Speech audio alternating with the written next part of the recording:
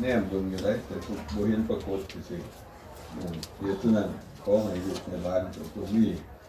สติระวังตัวญาติโยมถึงมาช่วยอุปถัมภ์คำสู้เฮาก็ระลึกว่ามีผู้ใดแน่เฮาก็ฮู้จักความเอื้อเฟื้อเผื่อแผ่ฮู้จักการเสียสละเพื่อส่วนร่วมเพื่อตนส่วนร่วมต้องไปแบ่งหมดเพื่อสร้างบุญกุศลให้เกิดมีในตน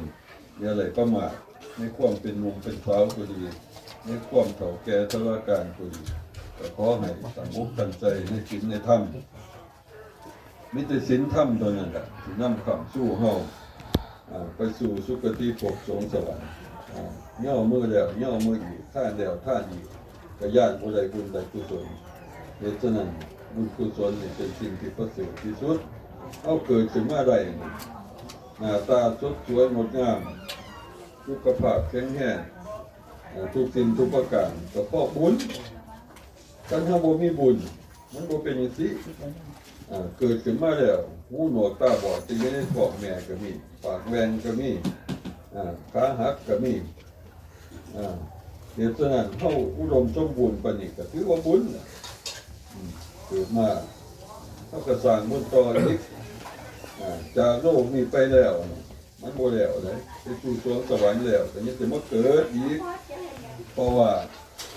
ชีวิตของสรรพสัตว์นี่พุทธองค์เพิ่นบอกว่าถ้าหากว่าสิ้นกิเลสบ่เบิดกิเลสยังมีความโลภความโกรธความหลงยังมีความหักความแพ้ยังมีความอิจฉาริษยากันอยู่ยังสิมาเกิดอีกมาทรมานอีกมาเกิดต่อไปน่ะขั้นทางเขาสร้างบุญสร้างกุศลเขาก็เป็นคนดีมีเงินมีทองได้เสพได้ใจก็เพราะเขาได้กินได้ทานจะกินจะทานจะรักษาศีลเมตตาภาวนามีส่วนนั้นที่จะเอาเข้าไปสู่ทุกขติภพสวงสวรรค์เหตุฉะนั้น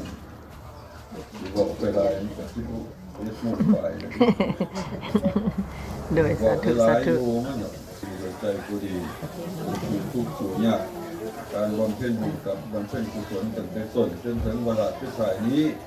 พวกอาตมาทั้งเก้าองค์ขออนุโมทนาสาธุการในส่วนบุญส่วนกุศลของลูกของหลานของญาติของโยมของพุทธบริษัททุกท่านที่ได้มาอุปโมทนาสาธุการนี้ขอบุญส่วนนี้จงเยื่อหยาดไปยังดวงวิญญาณของเมตุเนียนบุญนักหากว่าเพิ่นอยู่ภพใดกติใดก็จงมารับผู้รับทราบขอเทพเจ้าเราเทวาที่อัญเชิญมา